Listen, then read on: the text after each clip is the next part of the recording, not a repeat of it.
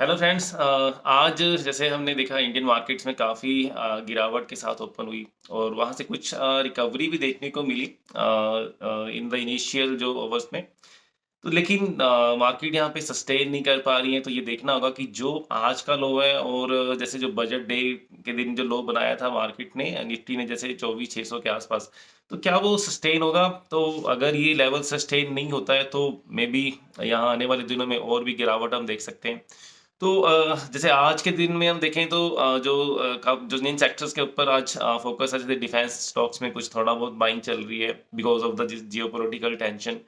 और जो क्रूड से रिलेटेड, क्योंकि जैसे क्रूड बिकॉज़ ऑफ अटैक, तो जैसे क्रूड के प्राइसेज़ में 8 से 9% की जो तेज़ी आई है, तो उससे जो क्रूड से रिलेटेड जो प्लेयर्स हैं, जैसे ओएनजीसी है, हमारा ऑयल इंडिया है, या उससे ड्रिलिंग से रिलेटेड जो कंपनीज़ होती हैं, जैसे जिंदल ड्रिलिंग है, तो इस टाइप की कंपनीज़ के ऊपर भी काफ़ी वहाँ पे एक एक्शन देखने को मिल रहा है। तो आप भी इस तरह से, आपको भी एक अपनी स्ट्रैटेजी आप बना सकते हैं कि अगर आने वाले दिनों में इसी तरह से थोड़ा-सा टेंशन कंटिन्यू रहती है, तो शायद थोड़ा-सा डिफेंस और आपको ऑयल जो रिलेटेड जो कंपनी है, तो ड्रिलिंग से रिलेटेड या ओएनजीसी जो ऑयल इंडिया, इन कंपनीज़ के ऊपर आप फ़ोकस कर सकते हैं।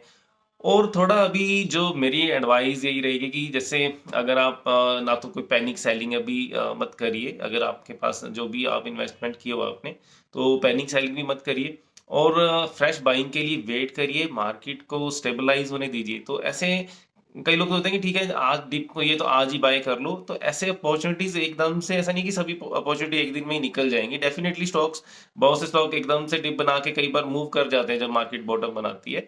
तो ऐसा कोई मतलब पैनिक करने वाली या मिसिंग आउट का फीलिंग, फोमो वाली मिसिंग फीलिंग का कोई हमें ऐसी ज़रूरत नहीं है।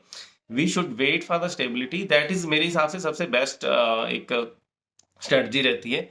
आप बाइंग के लिए एक अच्छा-सा स्टेबिलिटी की वेट करिए, ना कि जैसे कोविड में भी जब फॉल आया था, तो ऐसा नहीं है कि एकदम से सभी स्टॉक्स निकल गए थे। कुछ सेक्टर्स पहले चलते हैं, ठीक है? तो धीरे-धीरे अभी मार्केट का जैसे फ़ोकस रिफाइनरी वाले स्टॉक्स के ऊपर है, तो जैसे-जैसे बाकी स्टॉक गिरते रहेंगे, ये चलते रहेंगे, ऐसे मार्केट आपको मौका देती रहेगी।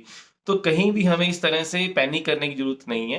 हम आराम से, जैसे मार्केट स्टेबल होगी तो आपको अपॉर्च्युनिटीज़ जैसे-जैसे क्लैरिटी आएगी, तो आप अपॉर्च्युनिटीज़ को आइडेंटिफ़ाई करके, तो उसके अकॉर्डिंग आप अपनी इन्वेस्टमेंट कर सकते हैं। So this is only advice कि don't panic, just wait for the stability. Thank you very much.